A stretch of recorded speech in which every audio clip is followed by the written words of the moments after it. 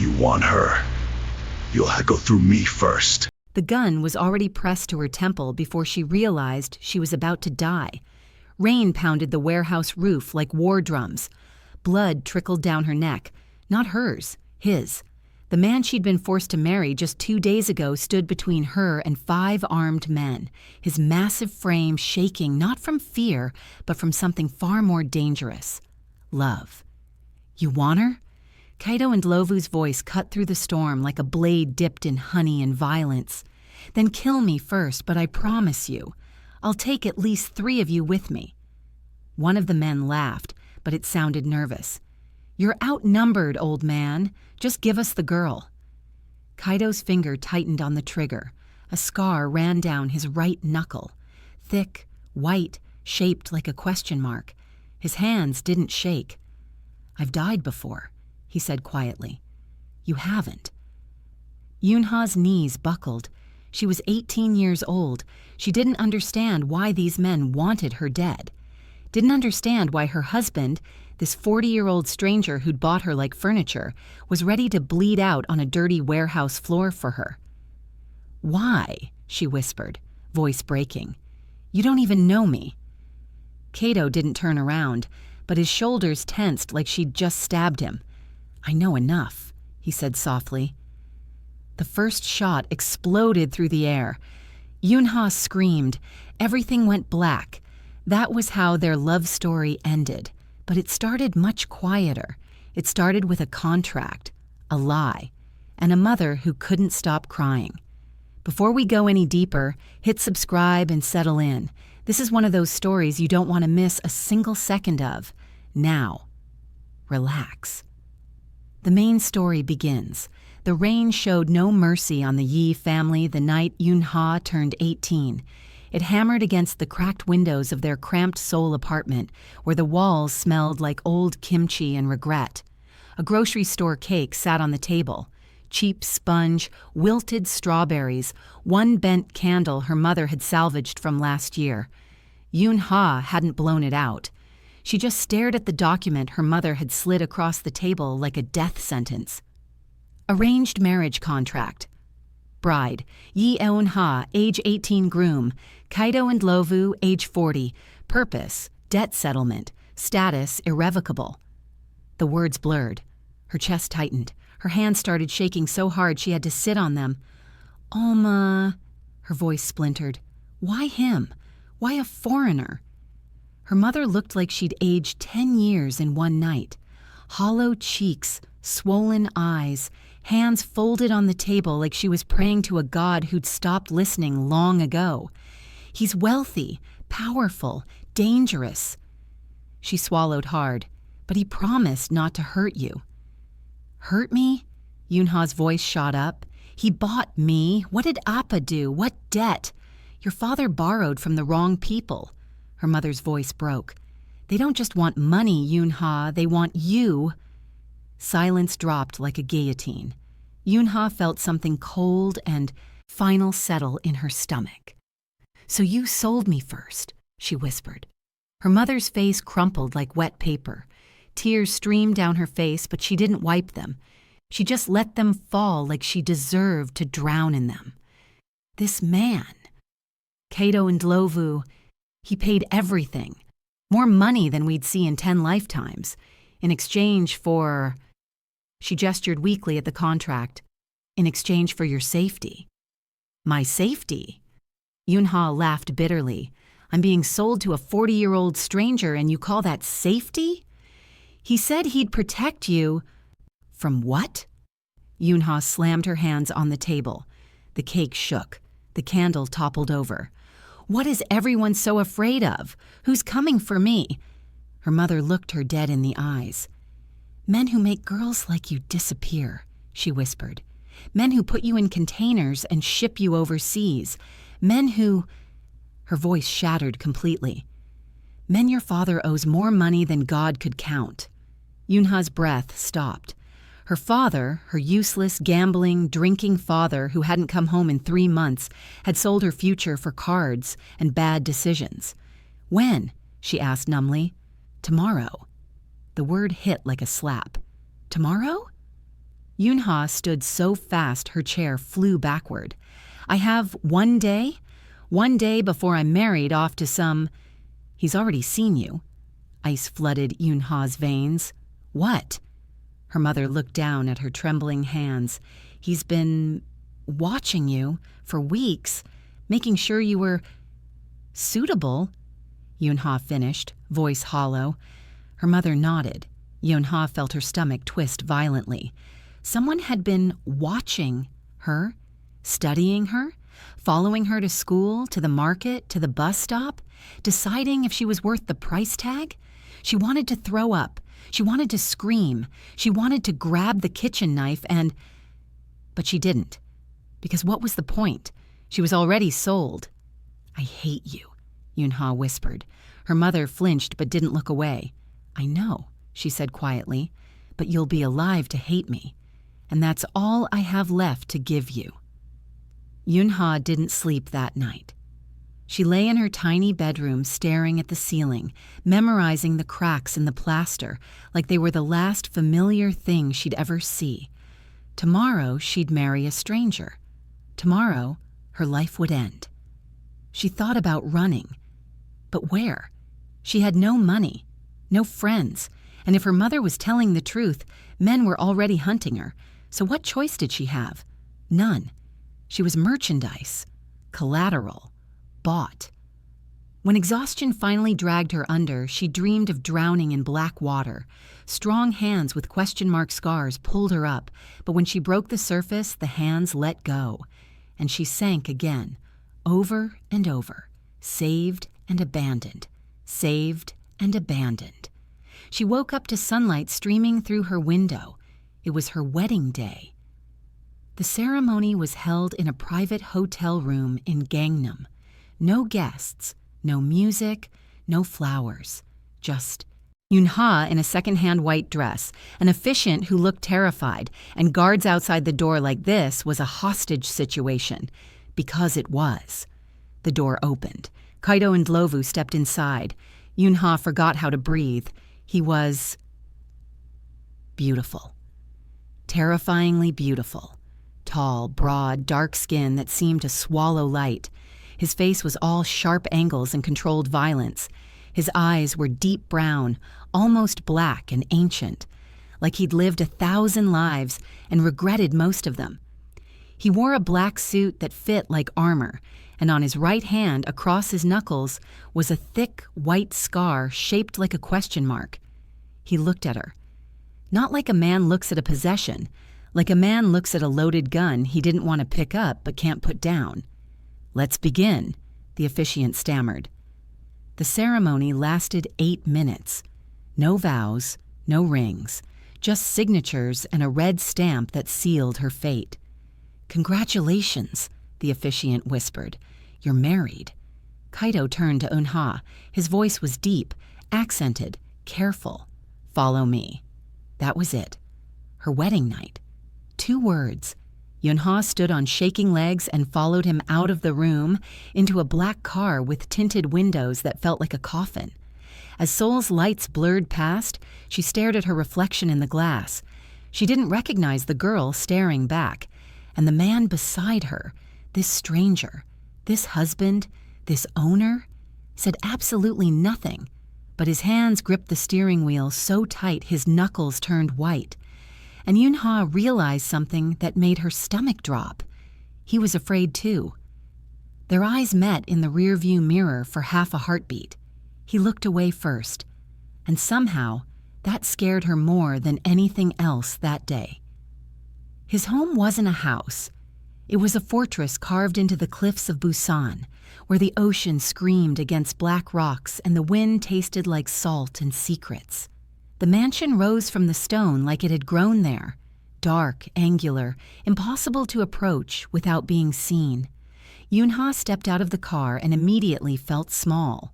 Guard towers, cameras, men in black suits stationed at every corner like chess pieces. The gate alone looked like it could survive a war. "This way," Kaito said quietly. She followed him through hallways that echoed with emptiness. Marble floors, high ceilings, expensive art on walls that nobody looked at, Everything was beautiful and cold and perfectly arranged, like a museum, like a mausoleum. He stopped in front of a door on the east wing, far from where she'd seen him disappear earlier. "Your room," he said. "Your room, not our room." Eun-Ha looked up at him, confused. "We're not." "No." His voice was firm, final. "I don't mix business with innocence." The word innocence landed like an insult. She wasn't innocent, she was sold. There was a difference. But before she could say anything, he opened the door and gestured inside. The room was perfect. Too perfect. A massive bed with soft white sheets, a balcony overlooking the ocean, a desk, a closet already filled with clothes in her exact size, books on the shelf, Korean novels she'd mentioned loving once to a friend in a cafe 3 weeks ago. Her breath caught. He'd been watching her that closely? "Everything you need is here," Kaito said from the doorway. He didn't step inside. "Food will be brought to you. If you need anything else, press the button by the bed." "What about you?" she asked quietly. His jaw tightened. "What about me?" "Where do you sleep?" "West Wing." He nodded down the hall. "You won't see me unless necessary." Something about the way he said it made her chest hurt, like he was protecting her or protecting himself. "Kaito, good night, Eun-Ha." He closed the door, and she was alone. That first night, she didn't sleep. She sat on the balcony watching the ocean crash below and wondering what kind of man buys a wife just to lock her in a beautiful cage and walk away.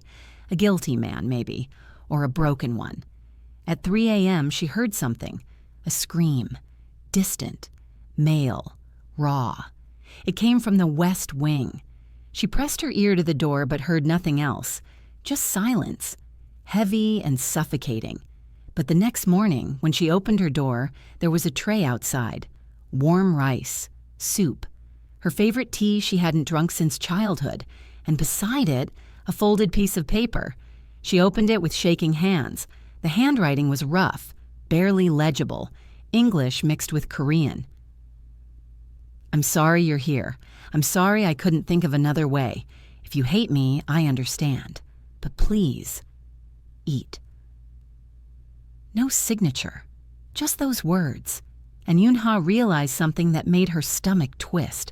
Kaito wasn't keeping her prisoner. He was keeping himself away from her, like he was the danger. The food kept coming every morning, every evening, always outside her door like clockwork, always her favorite things, always with a small note. "The ocean is safe to watch from the balcony. There are paint supplies in the closet if you want them. I'm sorry the silence is heavy here. Never signed, never long, just gentle." Eun-Ha spent 3 days locked in her room, too terrified and confused to leave. But on the 4th morning, hunger and curiosity finally dragged her out. She tiptoed through the hallways like a ghost, expecting guards to stop her. Nobody did. She found the kitchen by accident, huge, industrial, gleaming silver. And standing at the stove, broad back to her, was Kaito. He was cooking. She froze in the doorway. He wore a simple black shirt and jeans. His sleeves were rolled up, revealing forearms thick with muscle and covered in scars, some old, some newer, all telling stories she couldn't read. He moved carefully, precisely, like even cooking was something he'd trained for. "You can come in," he said without turning around. "I know you're there." Eun-Ha flinched. "How? Your perfume." His voice was calm. "Jasmine." She didn't realize she'd been holding her breath. Slowly, she stepped into the kitchen. The smell of eggs and rice filled the space. It was normal, disturbingly normal. "You cook?" she asked quietly. "Someone has to." "Don't you have staff?" "I don't trust people in my home." He flipped an egg with practiced ease. "Except you." The words hung in the air. Eun-Ha didn't know what to do with them. "Why?" she whispered. Kaito finally turned to face her.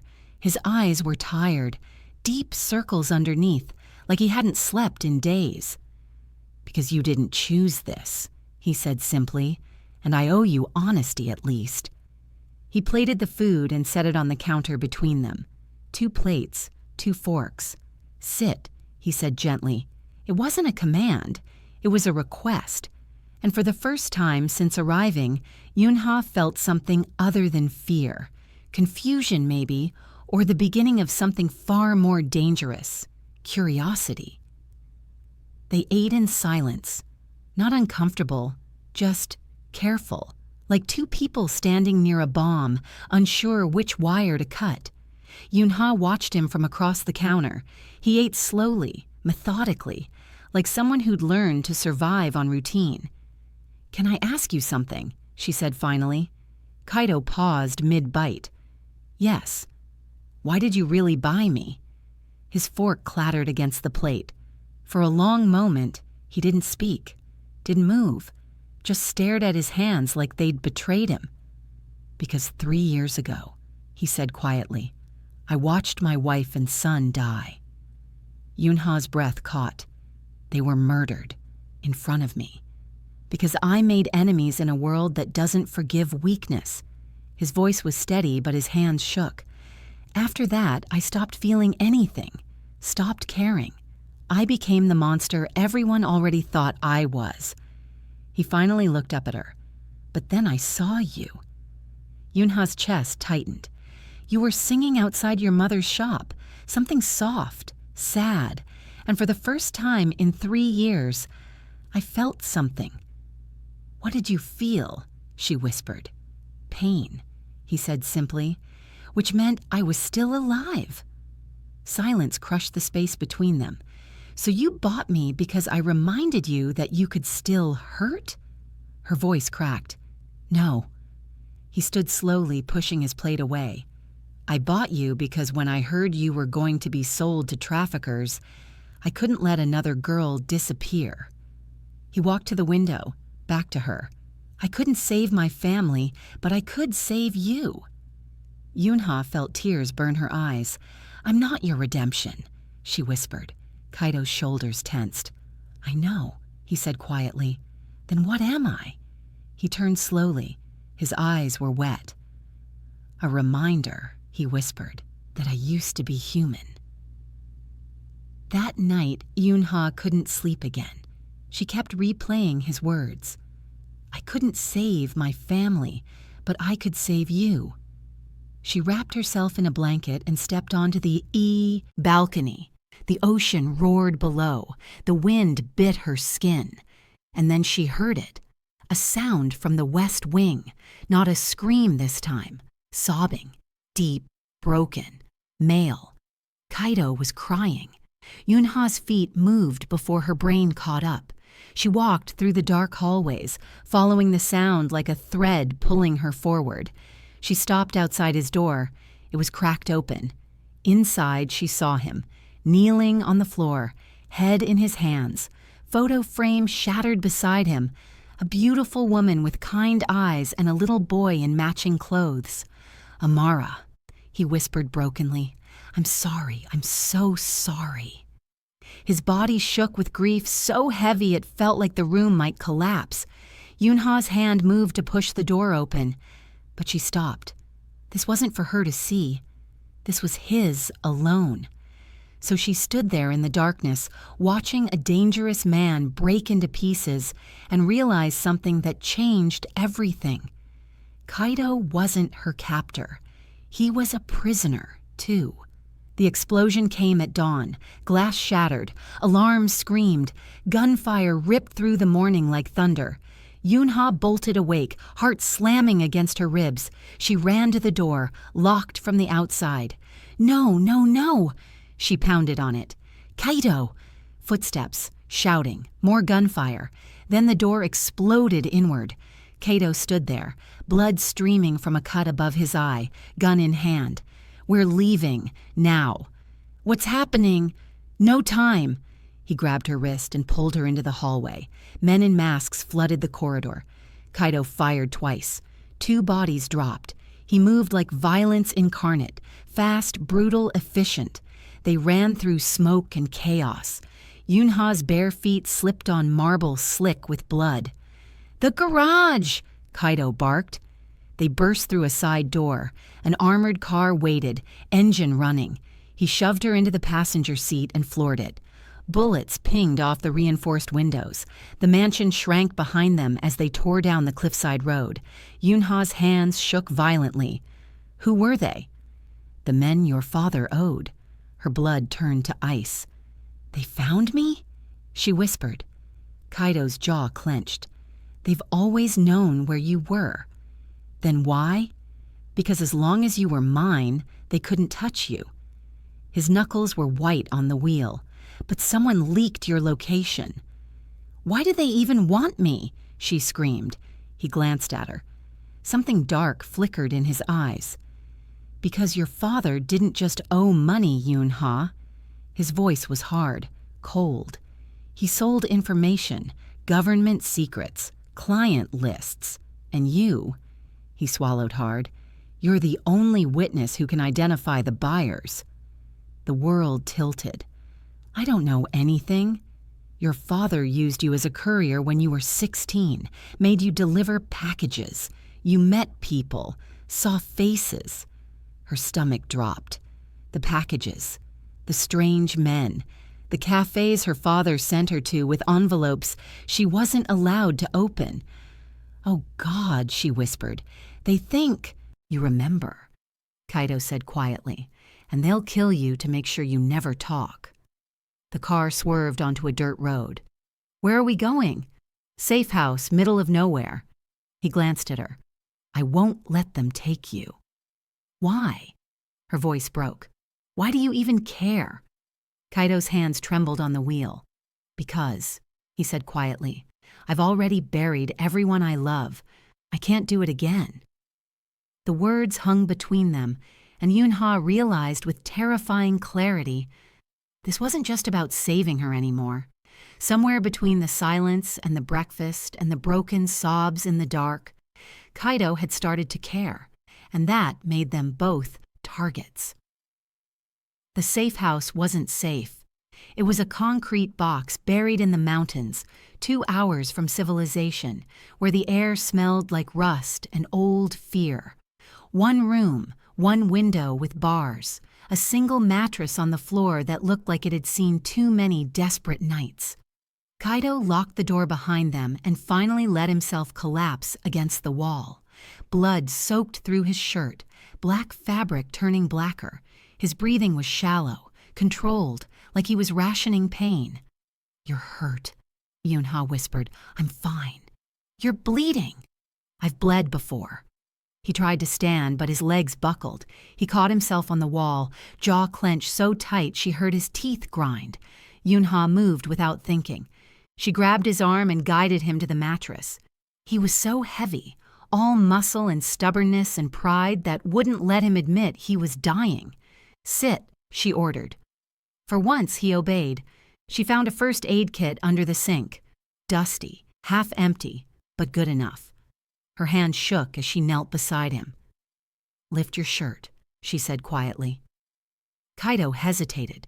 His eyes met hers, dark, guarded, afraid of something that wasn't the wound. Slowly, he pulled the fabric up. Eun-Ha's breath caught. His torso was a battlefield. Scars everywhere. Bullet wounds, knife cuts, burns that looked like someone had tried to erase him piece by piece. Some were old and silver. Some were fresh and angry, but the worst was the new one. A deep gash across his ribs, still bleeding, still open. "Oh God," she whispered. "Don't." His voice was rough. "Don't look at me like that." "Like what?" "Like I'm something broken you need to fix."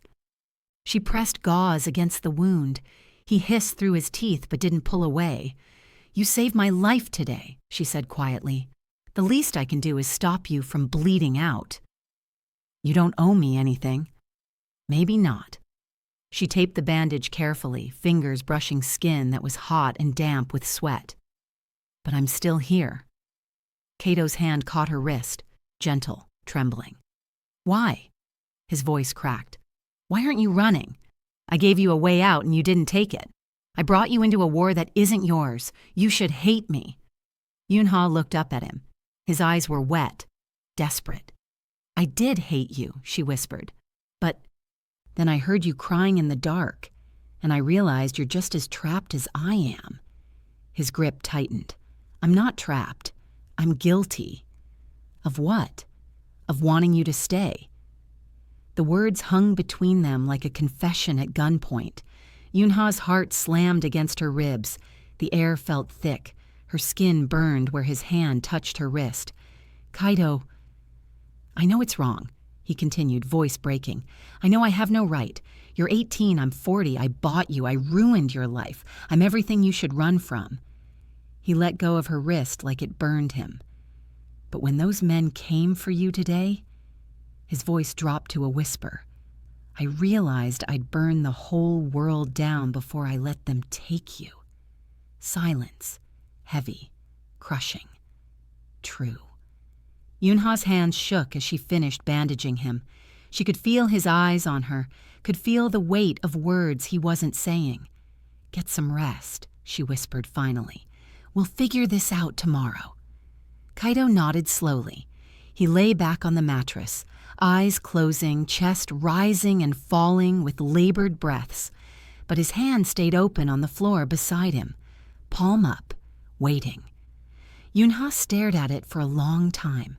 Then slowly she placed her hand in his. His fingers closed around hers. And for the first time since everything fell apart, she felt something other than fear. She felt chosen, not bought, not owned, chosen. Kaito slept like the dead. His breathing was deep, uneven, occasionally catching on pain he couldn't escape even in dreams.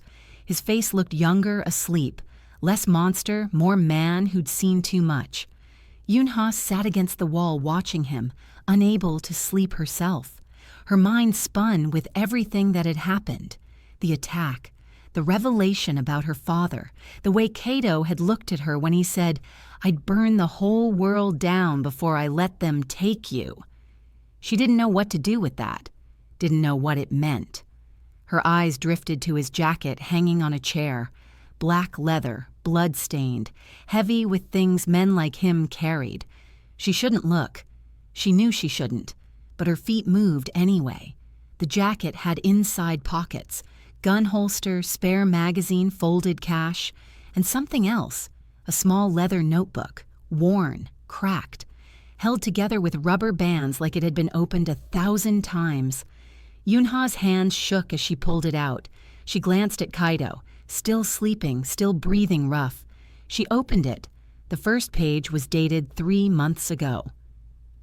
Subject, Yi Eun-Ha. Age 17, turns 18 in 2 weeks. Location, Dongdaemun District, Seoul. Her stomach dropped. She flipped through pages and pages of notes, all about her. Wakes at 6 a.m., takes bus 4:02 to school, sits in the back, always by the window. Favorite food, tteokbokki from the cart near the subway, always asks for extra sauce. Sings when she thinks no one's listening. Voice is soft, sad, sounds like someone who's never been heard. Afraid of the dark, leaves bathroom light on at night. Protective of animals, stopped traffic to save a dog last Tuesday. Her mother hits her sometimes, small bruises on her left arm. She covers them with long sleeves even in summer. Page after page after page, her entire life documented like evidence, like research, like obsession. But it wasn't creepy. It was careful, like he was studying her not to hurt her, but to understand her, to know what she needed before she asked, to know how to keep her safe in a world that wanted her dead. The last entry was from the day before their wedding. Tomorrow I take her. Tomorrow I ruin her life to save it. I don't know if she'll ever forgive me. I don't know if I deserve forgiveness, but if keeping her alive means she hates me forever, I'll take that deal. Then, at the very bottom, in handwriting that looked like it had been written with a shaking hand, "She looks like Amara when she smiles, but she's not her. She's not a replacement. She's something I didn't know I needed, something I don't deserve. Eun-Ha's hands trembled so hard she almost dropped the notebook. He hadn't just been watching her, he'd been protecting her for months, before the contract, before the marriage, before any of this started. He'd been her invisible guardian. You weren't supposed to see that. She spun around. Kaito was awake, sitting up, eyes locked on the notebook in her hands. His face was unreadable, somewhere between shame and resignation. "How long?" she whispered. 4 months. "Why?" He looked away. "Because your father came to me first, tried to sell you to settle his debt, and I thought if I could just watch you for a while, I could figure out a way to protect you without—" He gestured vaguely at the space between them. "Without this. But you couldn't. No." His voice was hollow. "The men he owed found out he was shopping you around. It was only a matter of time before they took you themselves. So He swallowed hard. "I made the deal first." Eun-Ha stared at the notebook, at months of her life watched, documented, cared for by a man she'd never even seen. "You've been protecting me since I was 17, she whispered. "Yes, and you never told me. Would you have believed me?" She didn't answer, because no, she wouldn't have. "I'm not a good man, Eun-Ha." Kaito's voice was raw. "I've done things that would make you sick. I've killed, I've destroyed, I've burned lives to ash because it was convenient." He finally looked at her. "But you," his voice cracked, "you're the first thing in 3 years that made me want to be better." Eun-Ha's chest felt like it was caving in. "I don't know what to do with that," she whispered. "You don't have to do anything." He lay back down, turning away from her. "Just stay alive. That's all I need." She stood there holding his secrets in her hands and realized something that terrified her. She was starting to care about him too. Dawn came cold and gray. Kaito woke before her, already moving despite the wound in his side. She found him outside doing push-ups in the dirt, like pain was just another language he spoke fluently. "You're going to tear your stitches," she called from the doorway. "Then you'll fix them again." He stood, sweat dripping down his chest, breath controlled despite the obvious agony in his eyes. "Get dressed," he said. "We start today." "Start what?" "Training." He walked past her into the safe house. "You're not staying helpless." 20 minutes later, Eun-Ha stood in the clearing behind the safe house wearing borrowed clothes, black pants, tight shirt, boots that were 2 sizes too big. Kaito circled her like a predator assessing prey. "First rule," he said, "never freeze. Fear makes you a target." "I'm not a fighter." "You will be." He stopped in front of her. "Hit me." She blinked. "What?" "Hit me. Hard as you can." "I'm not going to—" "They won't ask permission, Eun-Ha." His voice turned sharp. "They'll grab you, hurt you, and they won't stop until you're dead or worse. So hit me." Her hands curled into fists. She swung. He caught her wrist effortlessly, twisted it, and suddenly she was on the ground gasping. "Too slow," he said. "Again." She tried 6 more times. Each time he countered. Each time she hit the dirt. By the 8th attempt, she was furious. "This is useless," she screamed. "I can't beat you. I can't beat anyone." "You're right." He extended a hand to help her up. "You can't beat me, but that's not the point." "Then what is?" He pulled her to her feet and held her shoulders firmly. "The point," he said quietly, "is to make them regret touching you long enough for you to run." He stepped back. "Again, but this time go for the eyes." She hesitated. "Do it." She lunged, fingers aimed at his face. He dodged, but slower this time, letting her get close. "Good," he said. "Faster." They trained for hours. Kicks, punches, how to break a grip, how to use an attacker's weight against them, how to turn fear into fuel. Her body screamed, her muscles burned, her hands bled. But she didn't stop, because every time she wanted to quit, she remembered the warehouse, the guns, the men who wanted her dead. And she realized Kaito was right. She'd never be safe until she learned to be dangerous. By sunset, she collapsed in the dirt, gasping, covered in sweat and bruises. Kaito sat beside her, breathing hard, hand pressed against his wounded side. "You did well," he said quietly. "I'm dying." "No." He looked at her. "You're surviving. There's a difference." She turned her head to look at him, his profile against the fading sun, sharp jaw, strong nose, eyes fixed on the horizon like he was searching for threats that hadn't arrived yet. "Why are you doing this?" she asked softly. "Because next time they come," his voice was hard, "I might not be fast enough, and I need to know you can save yourself. You think they'll come again. I know they will." Silence settled between them. Then quietly, "Kaito?" "Yes, thank you."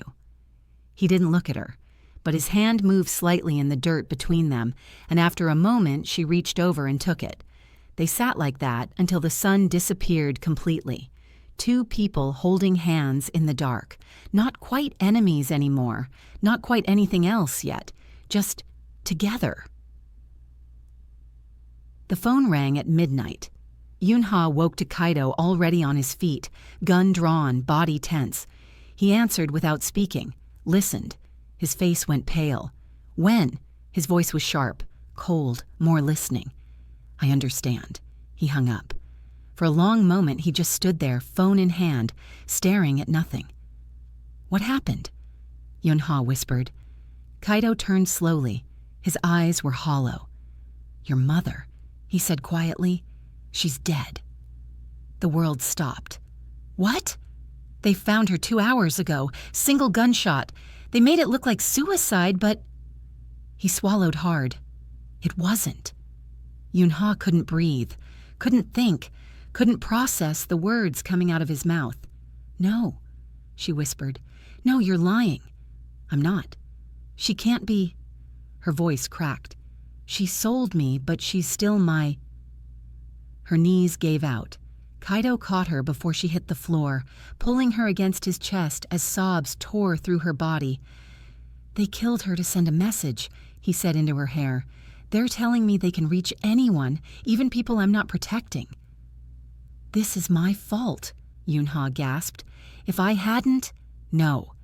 His arms tightened around her. "This is their fault, and your father's, not yours." She cried until there was nothing left, until her body was empty, until the grief turned into something colder. Rage. She pulled back, looking up at Kaito through blurred vision. "I want to learn," she said, voice shaking but firm. "You are learning." "No." She grabbed his shirt. "I want to learn everything, fighting, guns, how to hurt them the way they've hurt me." Kaito's jaw clenched. "Eun-Ha, please." Tears streamed down her face. "Don't make me stay helpless. Don't make me stay weak while they destroy everyone I love." He stared at her for a long time. Then slowly he nodded. "Okay," he whispered. "I'll teach you everything. Promise me. I promise." She pressed her forehead against his chest, breathing in gunpowder and blood and something distinctly him. "I'm going to make them pay," she whispered. Kaito's hand moved to the back of her head, holding her carefully like she was made of glass and grenades. "We'll make them pay together," he said quietly. And in that moment, something shifted between them. They weren't just captor and captive anymore. They weren't just protector and protected. They were soldiers in the same war, and the world had just declared itself their enemy. Training became religion. Every morning before dawn, every evening until her hands bled. Kaito pushed her harder than before. No mercy, no softness, just brutal preparation for a world that wanted her dead. He taught her how to field strip a gun blindfolded, how to aim for center mass, how to breathe through the recoil, how to kill without hesitation. "Mercy gets you buried," he said flatly during one session. "You hesitate, you die, understand?" "Yes?" "Say it again." "I hesitate, I die." Good. But it wasn't all violence. In the quiet moments, when they ate together, when he changed her bandages, when exhaustion finally dragged them both to sleep, Something softer grew between them. He told her about his wife, his son, the life he'd had before it was ripped away. She told him about her childhood, her dreams, the future she'd wanted before it was sold for debt. "I wanted to be a teacher," she admitted one night.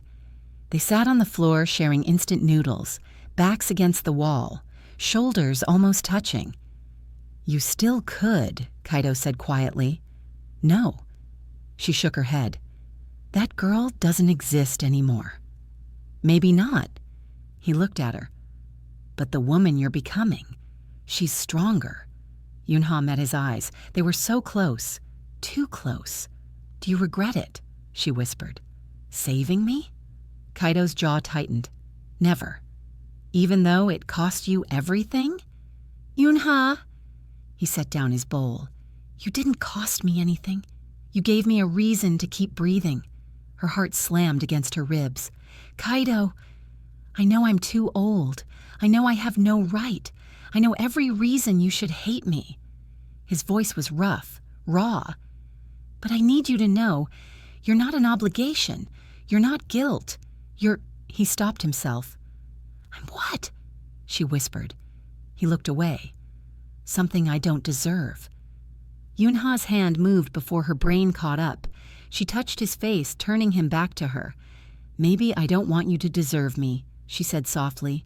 "Maybe I just want you to stay." His eyes darkened.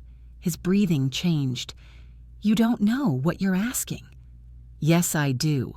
I'm dangerous. So am I now. I've killed. So will I." He grabbed her wrist, not rough, but firm. "If I let myself care about you more than I already do." His voice broke. "I'll become something worse than I already am.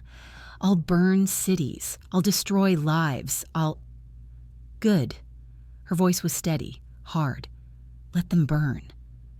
Something shifted in his eyes, something dark and desperate and completely unhinged. "You don't mean that," he whispered. "They killed my mother, Kaito." Tears slipped down her face. "They tried to kill me.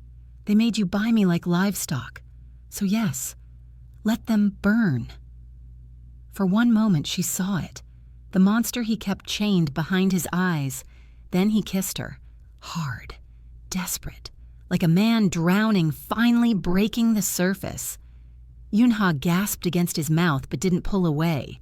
She kissed him back with everything she had, grief and rage and something terrifyingly close to love.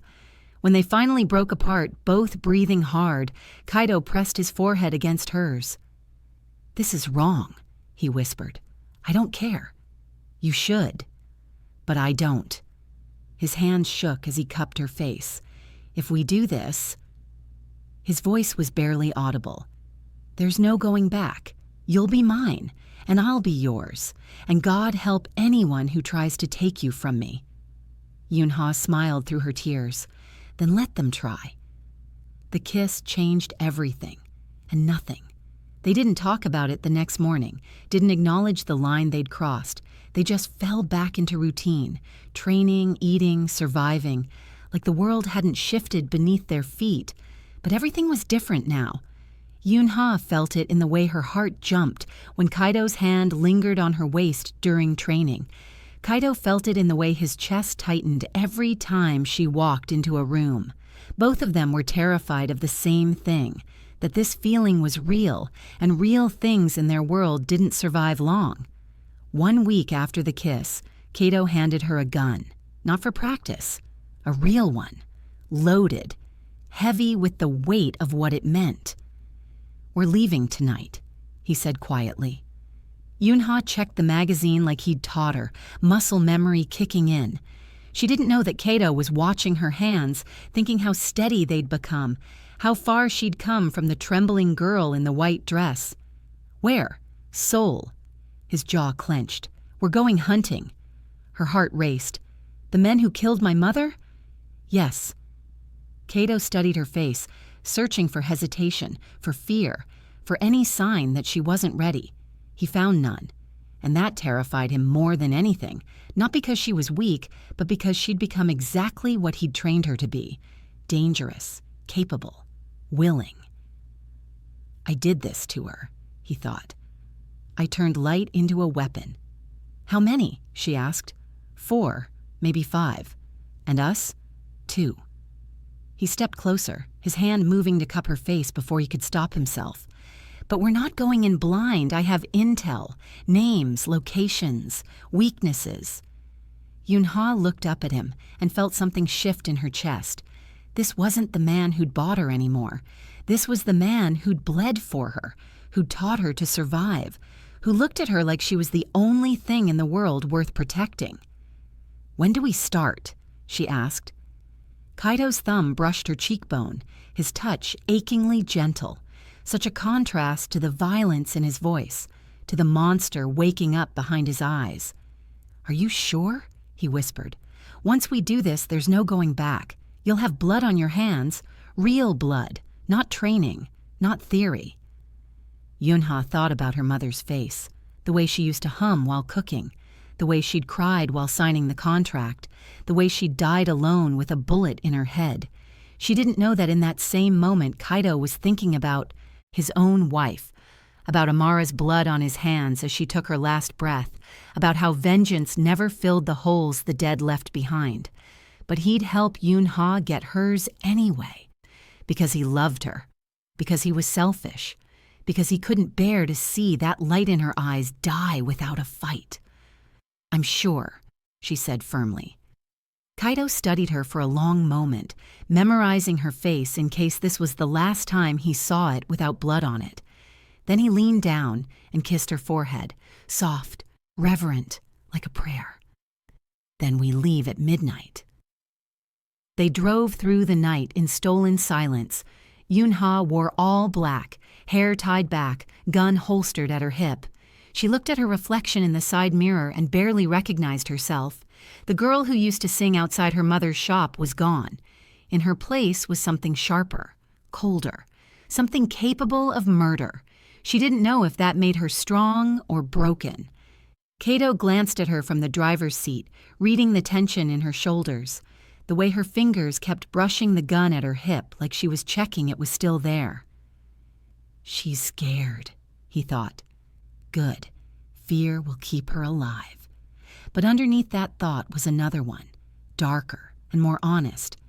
I'm taking her into hell because I'm too selfish to leave her behind. Nervous? He asked quietly. Terrified, she admitted. Good. He glanced at her, and Eun-Ha saw something raw in his eyes, not just determination, but fear. He was scared too. Fear keeps you alive. Overconfidence gets you killed. They parked 3 blocks from the target location, a warehouse in Incheon where the men operated their trafficking ring. Kaito handed her an earpiece, his fingers brushing hers, lingering just a moment too long. Both of them felt it, the electric charge of touch, the awareness that this might be the last time. Stay behind me. Watch the exits. If anything goes wrong... I run, she finished. I know. No. His voice was hard, and Eun-Ha saw something fierce and desperate flash across his face. If anything goes wrong, you fight, and you don't stop until you're the last one standing. He grabbed her hand, squeezed once. I love you, he said suddenly. Eun-Ha's breath caught. It was the first time either of them had said it. Inside Kaito's chest, his heart was slamming against his ribs. He'd sworn after Amara died that he'd never say those words again, that he'd never give anyone that kind of power over him. But here he was, bleeding the truth out like a wound he couldn't close. Kaito, I needed you to know. His eyes were fierce, desperate, already grieving. In case I don't make it out. You will, she said, but her voice shook. Maybe. He smiled sadly, and in that moment he looked exactly like what he was, a man who'd already died once and was terrified of doing it again. But if I don't, live, Eun-Ha. Promise me you'll live. She grabbed his face and kissed him hard, pouring everything she couldn't say into it, fear and fury and love and gratitude and rage at a world that made them into this. We both make it out. she whispered against his mouth, "or neither of us does." Kaito's arms wrapped around her like he was trying to memorize the shape of her, the weight of her, the way she fit against him like she'd been designed for his broken edges. "I'm gonna get her killed," he thought. "And I'm doing it anyway because I'm the most selfish man alive." Then he let go. "Let's go kill some monsters," he said quietly. They moved through shadows like ghosts, guns drawn, hearts synchronized. Inside the warehouse, 3 men sat playing cards, oblivious to the death creeping toward them. They didn't know that outside in the darkness, a 40-year-old Mafia lord and an 18-year-old girl were deciding which of them would die first. And when the first man turned the corner, Eun-Ha didn't hesitate. She pulled the trigger. The sound echoed through the warehouse like thunder. The man dropped, a hole blooming red in his chest. His last thought was confusion, not fear, not pain, just genuine bewilderment that a girl so young could look so cold. Eun-Ha stood there, gun still raised, and realized something that should have horrified her but didn't. She felt nothing, no guilt, no remorse, just cold, burning satisfaction. Kaito looked at her, eyes wide, thinking 2 things simultaneously. She's magnificent, and I've destroyed her. "You okay?" he whispered. She checked her gun, reloaded with steady hands. "I'm perfect," she said flatly, and they kept moving. They found 3 more inside, playing cards, smoking, laughing about things that made Eun-Ha's stomach turn. Girls they'd sold, lives they'd destroyed, money they'd made from suffering. Kaito signaled, "Wait." They crouched behind stacked crates, listening. Kaito was calculating angles, exit routes, who to drop first. Eun-Ha was listening to their voices and feeling something cold and final settle in her chest. These men didn't sound like monsters. They sounded human, and that made it worse. "Heard the African's girl is still alive," one man said in Korean. "Not for long," another laughed. "Boss put a bounty on her head, $500,000. He was thinking about what he'd buy with that money. A new car, maybe, or that apartment in Gangnam his girlfriend kept nagging about. He didn't think about the girl as a person, just as a number, a transaction. Should have just killed her mother faster. Maybe the girl would have... Eun-Ha didn't wait for Kaito's signal. She stood up and fired. The man's head snapped back. His last thought was incomplete. "What?" He collapsed. Chaos exploded. The other 2 grabbed weapons. But Kaito was faster, had been faster since before they were born, had killed more men than they'd ever met. 2 shots, 2 bodies. The second man died, thinking about his daughter's birthday next week. The third died, thinking nothing at all. Silence crashed down like a hammer.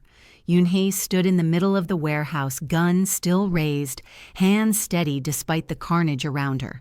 3 dead men, and she'd killed one of them. Kaito approached slowly, carefully, watching her face for signs of collapse.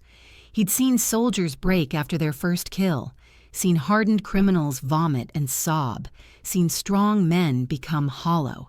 He was terrified she'd break. He was terrified she wouldn't. "Eun-Ha," he said gently. She turned to him. Her face was blank, empty. And Kaito felt his heart crack because he recognized that expression. He'd worn it himself for 3 years after Amara died. The face of someone who'd stopped feeling. "He talked about my mother," she said flatly, like she was nothing. "I know." They laughed. "I know." Her hands started shaking. The gun slipped from her fingers and clattered to the floor. Then the reality hit. Not the moral weight, not the guilt, but the simple biological fact. She'd ended a human life. Her body knew even if her mind was still numb. Her knees buckled. Kaito caught her, lowering them both to the ground as sobs tore through her chest. He held her and thought, "This is my fault. I did this to her. I turned her into me." "I killed him," she gasped. "I killed." "He deserved it," Kaito said firmly, meaning it, hating himself for meaning it. "He was a monster." "But I'm not supposed to..." You did what you had to. He pulled back, gripping her shoulders, looking into her eyes and seeing the fracture lines forming. You protected yourself. You avenged your mother. You survived. It doesn't feel like surviving, she whispered. It feels like becoming something I hate. Kaito's eyes softened. He pressed his forehead to hers and felt the weight of every life he'd ever taken pressing down on both of them. Then hate me instead, he whispered. Hate me for teaching you. Hate me for putting a gun in your hands. Hate me for turning you into this. I don't hate you. You should, but I don't. She grabbed his face with hands that still smelled like gunpowder. I hate them. I hate this world. I hate what they made us become. She still says us, Kaito thought, and felt something break open in his chest. She's not leaving. She's staying. God help her, she's choosing to stay in hell with me. Then we burn it down, he said quietly. All of it. Sirens wailed in the distance. Police, probably, or rival gangs who'd heard the shots. Kaito stood, pulling her up with him. His wound from weeks ago ached. His body was tired, but his mind was sharp, already plotting their escape route. We need to move, now. They ran through back alleys, over fences, through shadows until the sirens faded. Eun-Ha's lungs burned. Her legs screamed, but she kept running because Kaito's hand was locked around hers, and she knew he wouldn't let go. They didn't stop until they reached the car. Eun-Ha collapsed in the passenger seat, hands still shaking, blood spatter on her sleeve that wasn't hers, that belonged to a man whose name she didn't know, but whose face she'd never forget. Kaito started the engine but didn't drive yet. He just reached over and took her hand, threading their fingers together. You're still you, he said quietly, desperately wanting it to be true. How do you know? Because you still care that you killed him. His thumb brushed her knuckles. Monsters don't cry, Eun-Ha. You're not a monster. You're just someone the world pushed too far. She closed her eyes and felt tears slip down her cheeks. What do we do now? We finish what we started. His voice turned cold, and Eun-Ha felt him transform beside her, from the man who held her gently to the man who'd survived 6 assassination attempts. There's one more. The man who gave the order to kill your mother. Who? Kaito's grip tightened, and he thought about the file he'd been keeping from her, the truth he'd been avoiding, the confrontation he knew would destroy her. Your father. They found him 3 days later, hiding in a motel outside Busan, drunk and desperate, surrounded by empty bottles and losing lottery tickets, and the smell of failure that clung to him like cologne. Yi Jun-ho had been expecting them. Not Eun-Ha specifically. He'd convinced himself his daughter was dead, that Kaito had killed her months ago, that his conscience was clear. But he'd been expecting death in some form. You don't betray men like the ones he owed and expect to keep breathing. So when the door kicked open, he wasn't surprised, just disappointed it was her. Eun-Ha stood in the doorway, backlit by harsh fluorescent light, looking like an avenging angel carved from ice and rage. Her father looked up from the bed, older, thinner, hollowed out by guilt he refused to acknowledge and alcohol he couldn't afford. His eyes widened when he saw her. Eun-Ha, don't say my name. She stepped inside. Kaito stayed in the doorway, arms crossed, silent support. He watched the scene unfold and thought about his own father, dead now, buried in Lagos, a good man who'd taught him carpentry and kindness before the world taught him violence. She deserves better than this, Kaito thought. She deserved a father who protected her, not one who sold her. Eun-Ha's father scrambled backward on the bed, and in his alcohol-soaked brain, he was already calculating. Could he talk his way out of this? Could he cry? Could he make her remember the man he used to be before debt and desperation ate him alive? I can explain. Explain what? Her voice shook with rage that had been building for months. That you sold me to traffickers? That you got Amma killed? That you destroyed our family for gambling debts? I didn't have a choice. The lie came easily because he'd been telling it to himself for so long he almost believed it. Everyone has a choice, she screamed, and her voice cracked, and Kaito flinched behind her because he heard his own screams in hers, the sound people make when they finally confront the person who broke them. Tears streamed down her face, but her hand stayed steady on the gun. You chose cards over your daughter. You chose yourself over Alma. You chose to keep breathing while she died. Her father's face crumpled, and for a moment, just a flash, he saw his daughter as she used to be, 7 years old, holding his hand, looking up at him like he was a hero. When did I become the monster in her story, he thought? But even that thought was selfish. Even his regret was about him. I loved your mother. Then why didn't you protect her? Eun-Ha's voice broke like glass, sharp and cutting and impossible to put back together. Why didn't you protect me? Silence. He had no answer. Because there was no answer. Because the truth, that he'd valued his own skin more than theirs, was too ugly to speak out loud. Eun-Ha pulled out the gun. Her father's eyes went wide. His bladder almost let go. His mouth went dry. In that moment, staring down the barrel of his daughter's gun, Yi Jun-ho realized he was going to die, and he realized he deserved it. Wait, give me one reason, she whispered. One reason I shouldn't end you right now. He opened his mouth, closed it, searched his alcohol-damaged brain for something, anything, any word that might save him. I'm your father, he finally whispered. It was the weakest defense in the world, and they both knew it. No. Eun-Ha cocked the gun, and the sound was deafening in the small room. You were just the man who made me. Kaito is more of a father than you ever were, and he's the man I'm going to marry. Her father looked at Kaito, then back at her, and felt something pathetic flutter in his chest. Jealousy. This foreign man had taken his daughter and turned her into someone strong enough to survive what I did to her, he thought bitterly. He's using you. He saved me. Her voice was steel. From you. She aimed at his chest. Her finger hovered over the trigger. Kaito watched from the doorway and thought, if she kills him, she'll never forgive herself. If she doesn't, she'll never forgive him. Either way, she loses. And I'm the one who brought her here. One pull, that's all it would take. One pull and her father would be gone.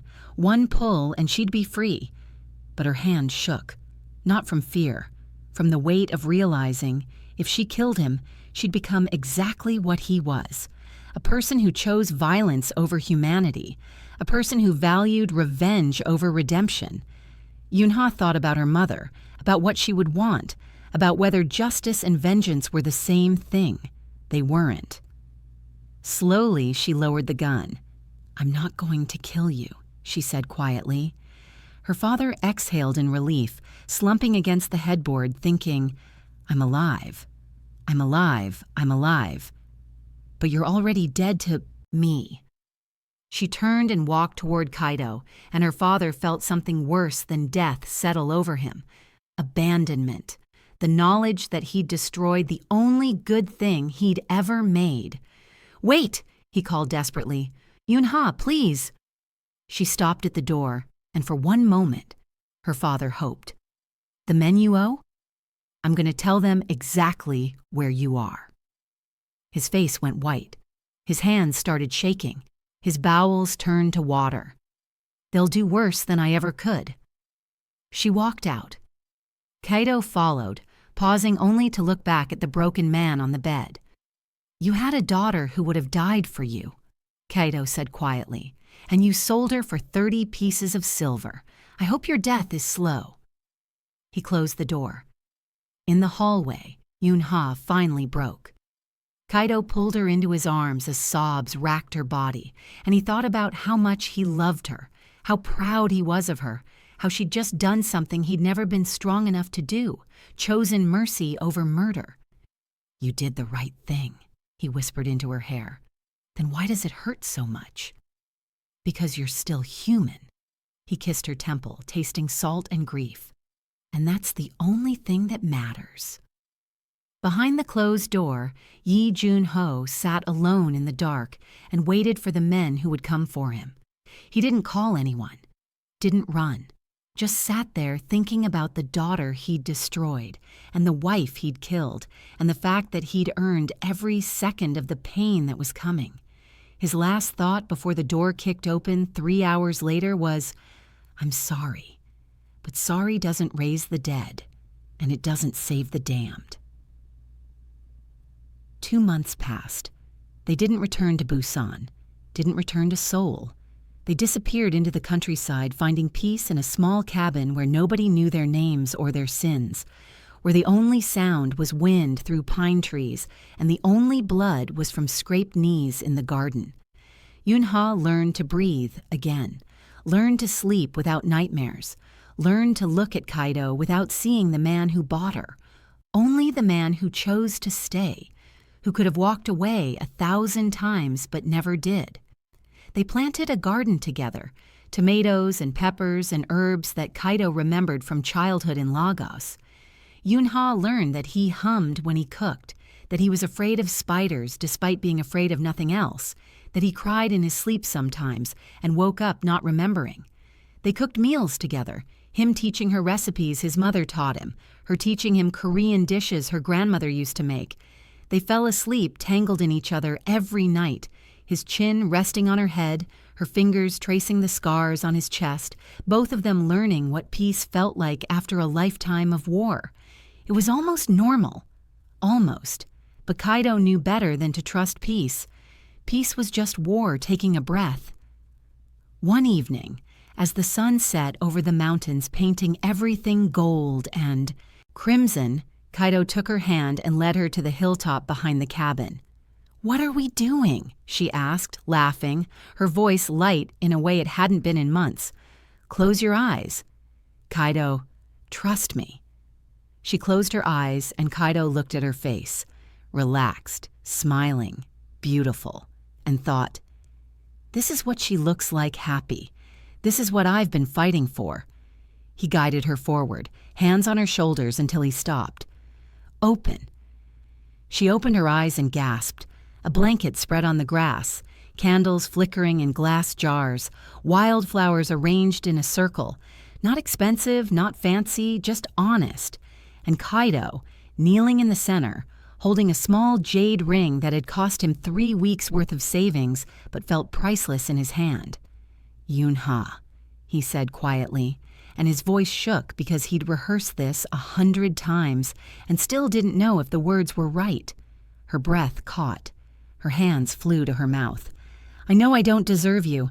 I know our story started in darkness. I know I've made mistakes that can't be undone." His voice shook, and watching from inside her body, Eun-Ha felt her heart expand until it hurt. But somewhere between the blood and the bullets and the fear, "I fell in love with you." Tears blurred her vision, and Kaito saw them and felt his own eyes burning. "Not because you reminded me of someone I lost, not because I felt guilty, but because you're the strongest, bravest, most beautiful person I've ever known." He held up the ring, simple, green, carved with symbols that meant forever, in a language she didn't speak but understood anyway. "Marry me again. Not because of a contract, not because of debt, but because you choose me, and I choose you." Eun-Ha looked at this man, this broken, beautiful, terrifying, gentle man, and thought about everything they'd survived. The warehouse, the blood, the grief, the slow, painful process of becoming people who could live with what they'd done. She thought about choice, about how their story started without it, about how it could end with it. She dropped to her knees in front of him, tears streaming down her face, and thought, "Yes. 1,000 times yes." "Yes," she whispered. "Yes, yes, yes." He slipped the ring on her finger. It fit perfectly because he'd measured it against her hand while she slept and kissed her like she was oxygen, and he'd been drowning for 40 years. When they finally pulled apart, foreheads pressed together, breathing each other's air, he whispered, "I'll spend the rest of my life making you happy." She smiled through her tears, tasting salt and joy and hope. "You already do." They made love under the stars that night, slow and gentle and real, and both of them felt something they'd thought was dead forever. Hope. Neither of them knew it would be the last time. Neither of them knew the storm was already forming. Neither of them knew that in exactly 12 hours, everything would end. Chapter 15. The Storm That Came for Them. They planned a small wedding, just the two of them. A priest from the village, witnesses they'd befriended over months of careful, quiet living. Nothing extravagant, just real. The night before the ceremony, Eun-Ha couldn't sleep. She stood on the porch, watching stars, imagining tomorrow, wearing white that she'd chosen herself this time, saying vows that actually meant something, starting a life that was finally theirs in every sense of the word. She thought about her mother and wished she could be there. She thought about her father and felt nothing. She thought about the girl she used to be and barely recognized her. "I've changed so much," she thought. "Is that good or bad?" She didn't know. Kaito wrapped a blanket around her shoulders, and she felt his warmth, smelled his skin, gunpowder and soap and something uniquely him. "Nervous?" he murmured. "Excited." She leaned back against his chest, fitting perfectly like they'd been designed for each other. "For the first time in my life, I'm exactly where I want to be." He kissed the top of her head and thought, "Don't get comfortable. Happiness makes you soft. Soft gets you killed." But he didn't say it. He just held her and pretended the anxiety in his gut was nothing. "Me too," he lied. They stood like that for a long time, her dreaming of tomorrow, him watching the tree line for movement, for threats, for the violence that always found him eventually, not knowing it would be their last peaceful moment, not knowing the storm was already coming, not knowing that 50 miles away, Yi Jun-ho was giving his last confession to the men who'd come to kill him, trading his daughter's location for 30 more seconds of life. At dawn, Eun-Ha woke to an empty bed. The sheets were still warm where Kaito had been. The morning light filtered through curtains, soft and golden, and deceptively peaceful. "Kaito," she called, stretching, smiling, thinking about the dress hanging in the closet and the vows she'd written and rewritten a dozen times. Silence. Her smile faltered. She got up, wrapping herself in his shirt, the black one he'd worn the night he saved her from the warehouse, the one that still smelled like him. She walked through the cabin. Kitchen empty. Bathroom empty. Living room empty. A cold feeling crept up her spine. Then she saw it. The front door, wide open, morning breeze blowing in, and blood. Just a few drops on the threshold, dark and fresh and wrong. Her heart stopped. Time stopped. The world stopped. "Kaito!" she screamed, and the sound tore her throat, and somewhere in the mountains birds scattered into the sky. She ran outside barefoot, nightshirt flapping, not thinking, just moving, just needing to find him.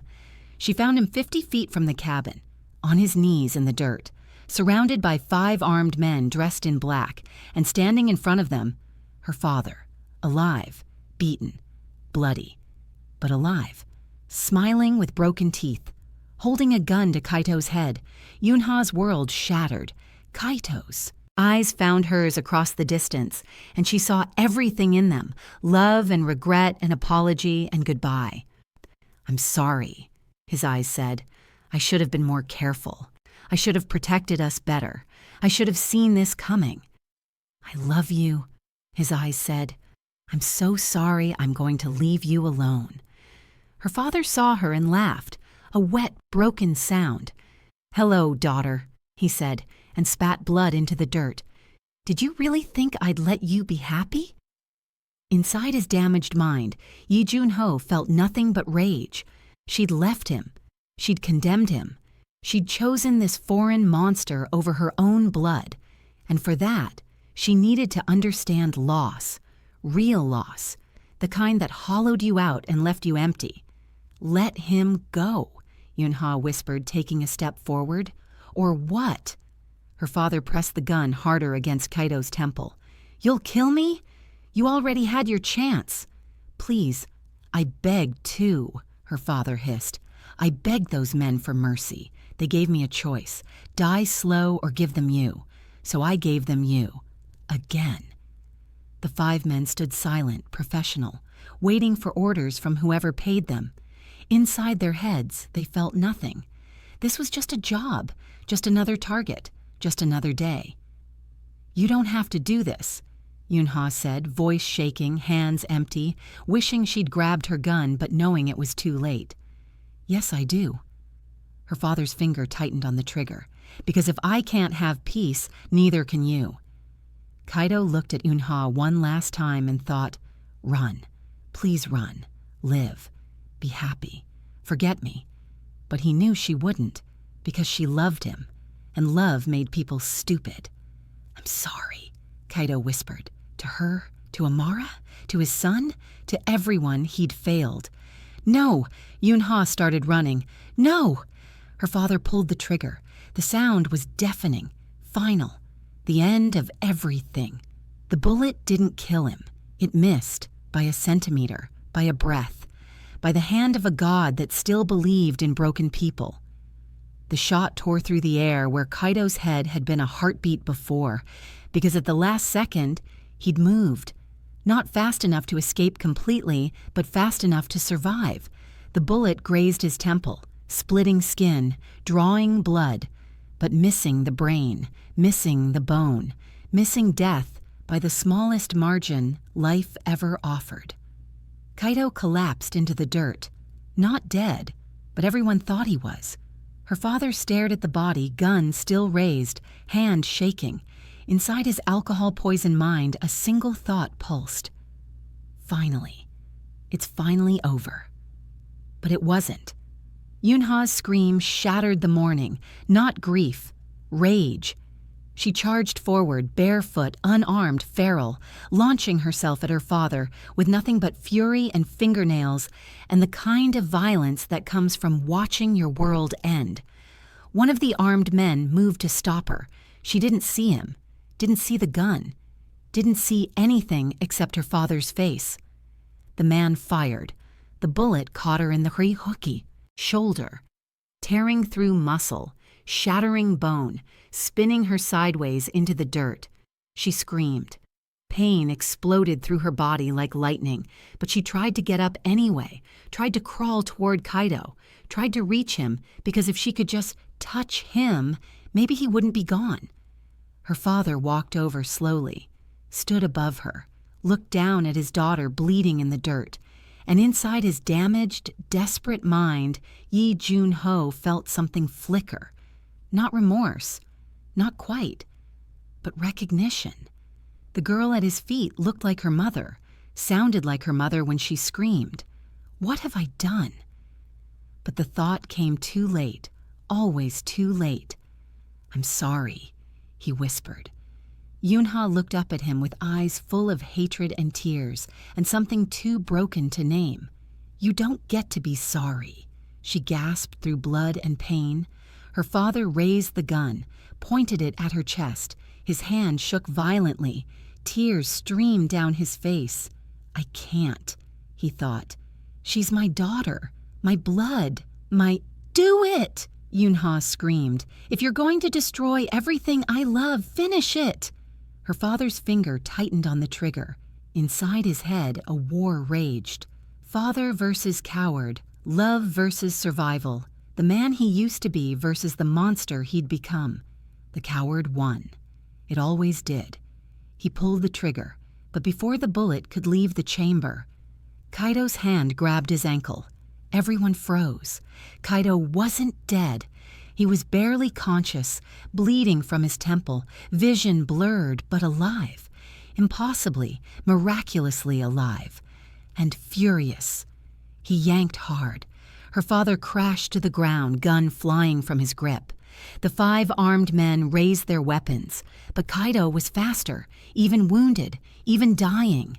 Even with half his vision gone and blood pouring down his face, he was still the Black Wolf, still the man who'd survived 6 assassination attempts, still the most dangerous thing in that clearing.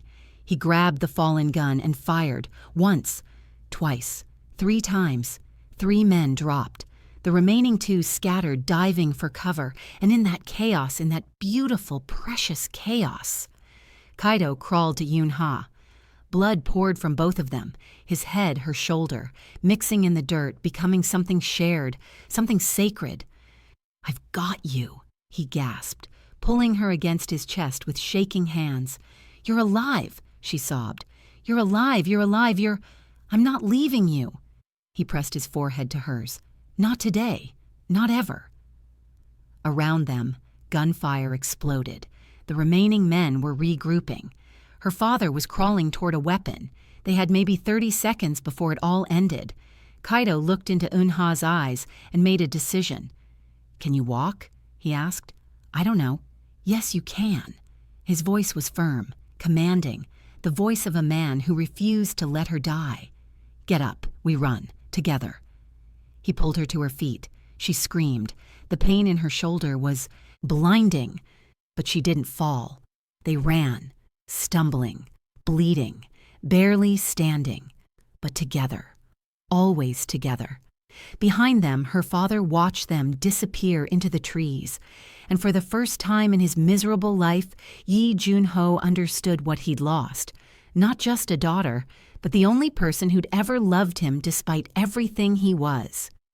"Let them go," he told the remaining men. They stared at him. "I said let them go," he screamed. The men lowered their weapons, confused but obedient. Her father sat in the dirt, surrounded by corpses, holding the gun that had almost killed his daughter, and wept, not for forgiveness. He was too far gone for that, but for the man he could have been, should have been, would never be. They made it half a mile before Eun-Ha collapsed. "I can't," she gasped, legs giving out. Kaito caught her, his own vision swimming, his head screaming where the bullet had grazed him. "Yes, you can," he said through gritted teeth. "I'm bleeding too much." "I know." He scooped her up despite his own wounds, despite the pain exploding through his skull, despite everything screaming at him to stop. Love doesn't stop. It doesn't know how. He carried her through the forest, leaving a trail of blood behind them like breadcrumbs. Inside his mind, Kaito was doing calculations. Distance to the backup safe house, how much blood she could lose before shock set in, whether the bullet was still inside her shoulder. "Please," he prayed to a god he'd stopped believing in. "Please don't take her. Take me instead. I've lived enough. She hasn't. Please." He kicked open the door to a hunting cabin he'd prepared months ago, just in case, always just in case, and laid her on the table as gently as his shaking hands allowed. Her face was pale, too pale. Her breathing was shallow. The wound in her shoulder pulsed blood with every heartbeat. Arterial, Kaito thought, and ice flooded his veins. If I don't stop it, she'll bleed out in minutes. "Stay with me," he commanded, pressing both hands against the wound. Eun-Ha's eyes fluttered. "Kaito, don't talk. Save your strength." "Am I dying?" The question stopped his heart. He looked down at her. This girl who'd become a woman in his arms, who'd learned to kill to survive, who'd chosen mercy when she could have chosen vengeance, and lied with everything he had. "No," he said firmly, "I won't let you." But inside his mind, darker thoughts circled. The bullet might be near the subclavian artery. If it nicked it, she has minutes, maybe less. I don't have the tools, don't have the training, don't have time. He tore open the medical kit with his teeth, hands too busy holding her together to do anything else. Gauze, pressure, elevation, the basics he'd learned in a war zone 20 years ago, the basics that had to be enough. "This is going to hurt," he warned. "Everything already hurts," she whispered.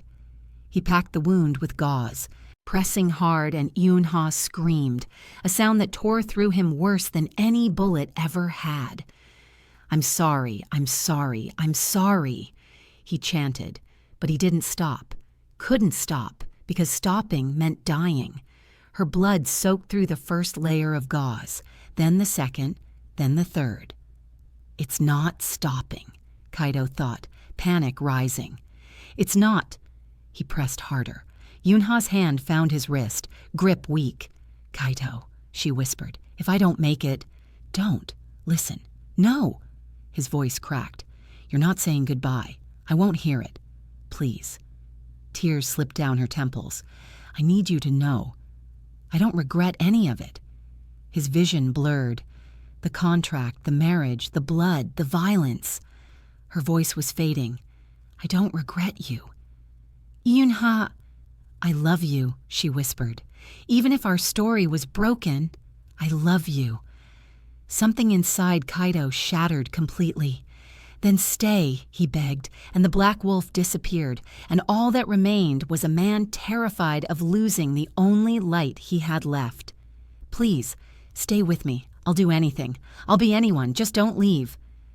Her eyes started to close. "Eun-Ha!" he roared. Her eyes snapped open. "That's right," he said fiercely. "Stay angry, stay awake, stay alive." He worked for 3 hours, extracting the bullet with kitchen tweezers sterilized over flame, stitching the wound with fishing line because he had nothing else, giving her whiskey for the pain because he had no morphine, praying to gods he didn't believe in, begging the universe for mercy it had never shown him.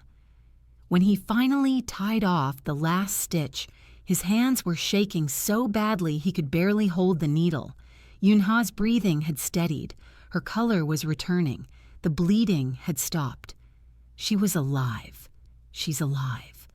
Kaito collapsed against the table, forehead resting on her uninjured arm, and wept. Not silent tears, deep, wrenching sobs that came from a place he'd locked away 3 years ago. Relief, terror, gratitude, grief for how close he'd come to losing her. "I'm okay," Eun-Ha whispered, her good hand moving weakly to his hair. "Kaito, I'm okay." He looked up at her, face wet, eyes red. "I thought I lost you," he said brokenly. "You didn't." She smiled weakly. "You never will." He climbed onto the table beside her, carefully, so carefully, and pulled her against his chest. They lay there bleeding and broken and alive. And for the first time since the shooting started, Kaito let himself believe they might actually survive this. He was wrong, but he didn't know that yet. 2 weeks passed in the cabin. Eun-Ha's wound healed slowly, too slowly. Infection set in on day 3 despite Kaito's best efforts. Fever followed. Delirium came and went like waves, and during the worst of it, she called for her mother, cried in languages that didn't exist, begged Kaito not to leave her. "I'm here," he whispered every time, holding her hand, changing her bandages, forcing water down her throat. "I'm not going anywhere." He barely slept, barely ate, just watched her breathe like each breath was a miracle he couldn't take for granted.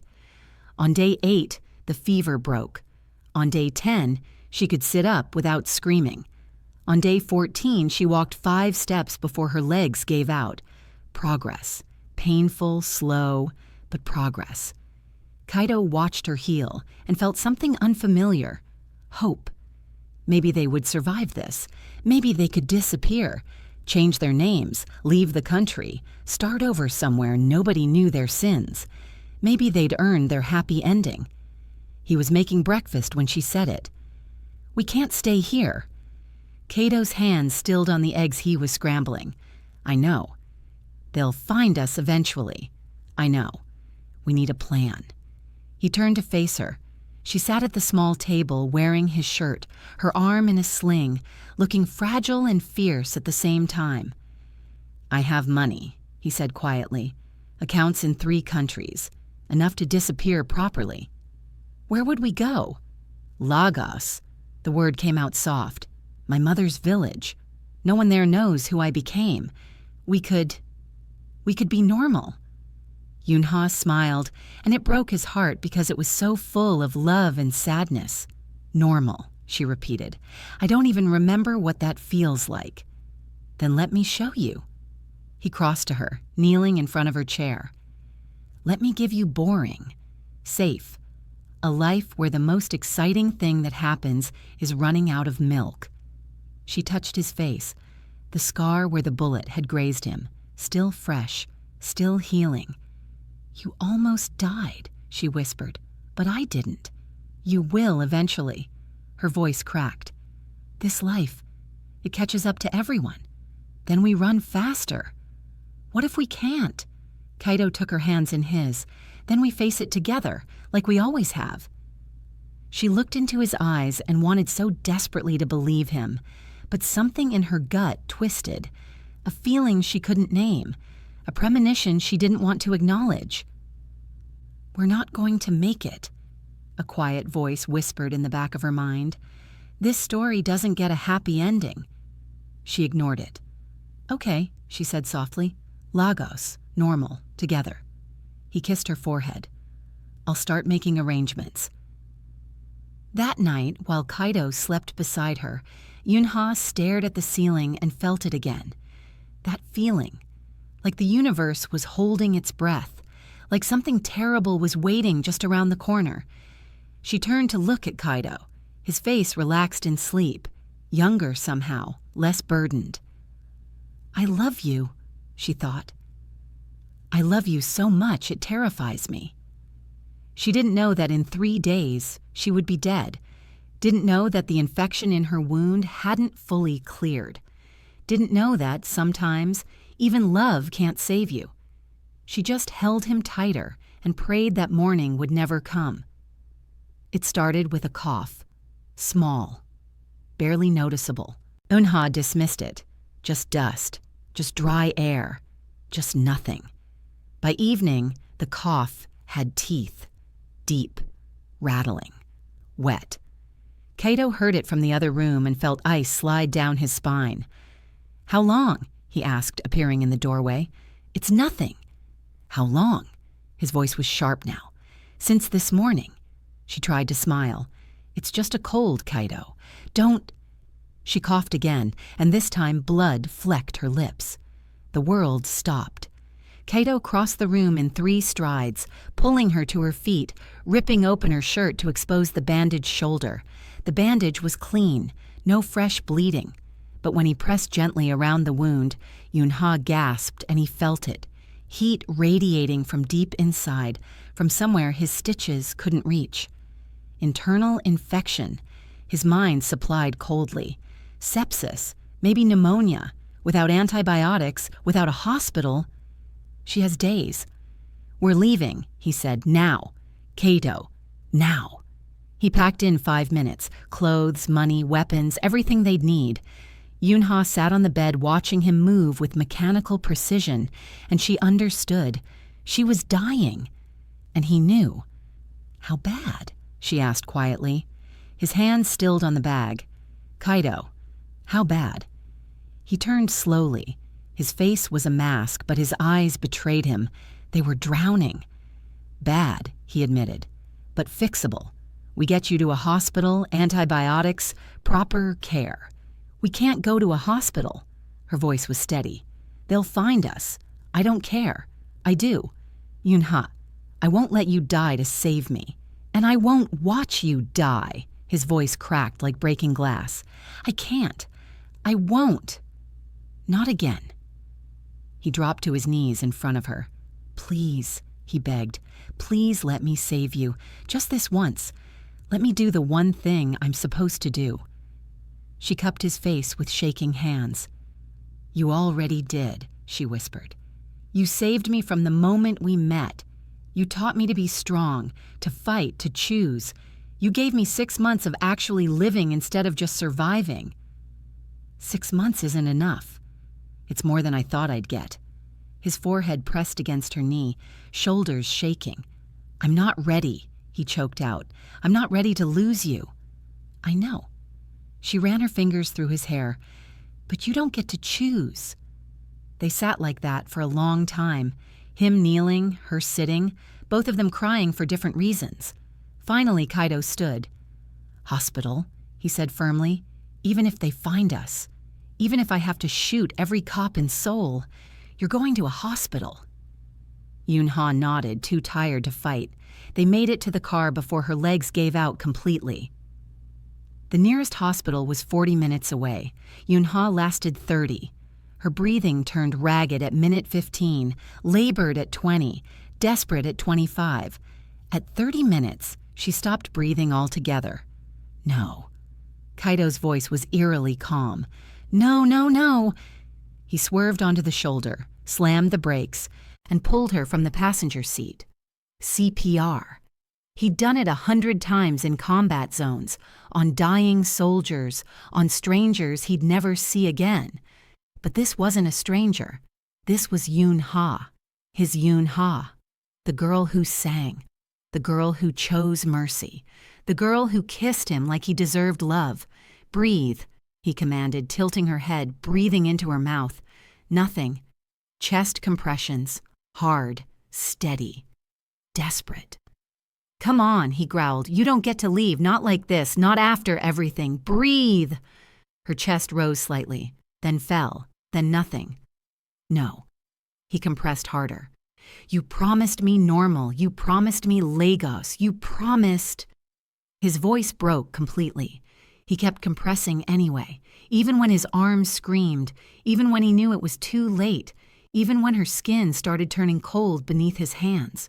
Because stopping meant accepting, and accepting meant living in a world without her.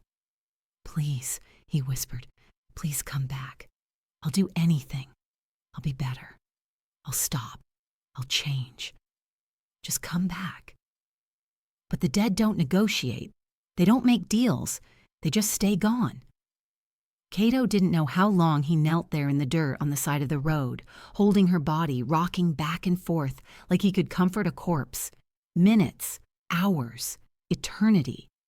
A truck driver found them at dawn, a massive African man cradling a small Korean woman, both covered in blood, one of them long past saving.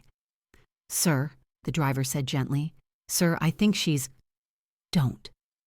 Kaito's voice was hollow. "Don't say it." The driver called an ambulance anyway. They pronounced her dead at 6:47 a.m., cause of death, septic shock secondary to infected gunshot wound. Kaito heard the words from very far away, like they were happening to someone else. "She's gone." The girl who saved him. Gone. He was arrested 3 hours later, wanted for multiple murders, illegal weapons, association with organized crime. He didn't resist, didn't fight, didn't care. In the police station, they asked him why he did it. Did what? His voice was flat. Kidnapped her, married her, got her killed.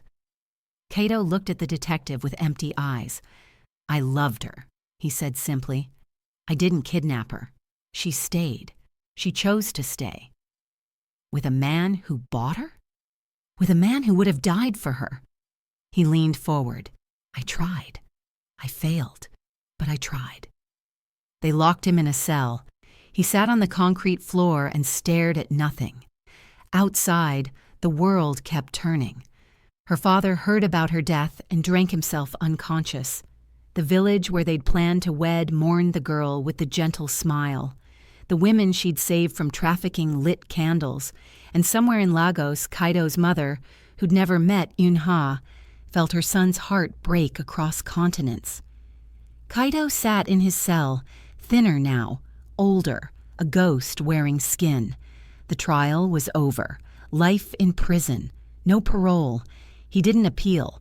What was the point? A guard brought him a package. "No return address," the guard said. Almost didn't let it through. Inside was a small box and a letter. Kaito's hands shook as he opened it. The handwriting was Eun-Ha's. "My Kaito, if you're reading this, I'm gone. I wrote this 2 weeks ago when the fever started, when I knew, even if you didn't, that I wouldn't make it. Don't be angry that I didn't tell you. You would have done something stupid and brave, and I couldn't watch you destroy yourself trying to save me. I need you to know I don't regret a single moment. Not the contract, not the fear, not the blood. You gave me something I never thought I'd have. Choice. I chose to stay. I chose to love you. I chose the 6 months we had over a lifetime of safety without you. And I'd choose it again, 1,000 times, forever. Don't carry guilt, my love. You didn't ruin my life. You were the best part of it. Live. Please. Even in that cell, even in darkness. Live for both of us. And know that wherever I am, I'm still yours. Forever and always your Eun-Ha P.S. Open the box. Inside was the jade ring and a positive pregnancy test. The world stopped. Kaito stared at the 2 lines, and something inside him that had been dead for 3 months flickered back to life. She was pregnant. I was going to be a father. She died carrying our child. The scream that tore from his throat was inhuman. Grief and rage and love and loss so profound it couldn't be contained by flesh. He screamed until his voice broke, until guards came running, until there was nothing left inside him but echoes. And then, in the silence that followed, Kaito made a promise to her memory, to their child who never was, to the love that killed them both. I'll live, not because I want to, but because you asked me to, and I've never been able to deny you anything. He pressed the ring to his lips, closed his eyes, and whispered into the darkness, I love you, Eun-Ha. I'll love you until the day I die. And when I do, I'll find you. I promise. Outside his cell, the sun rose on a world that had forgotten them. But inside Kaito's chest, in the space where his heart used to be, Eun-Ha lived on. Forever 18, forever brave, forever his. If this story stayed with you, don't leave without subscribing. Tell me in the comments which moment hit you the hardest. Your voice is what keeps these stories alive.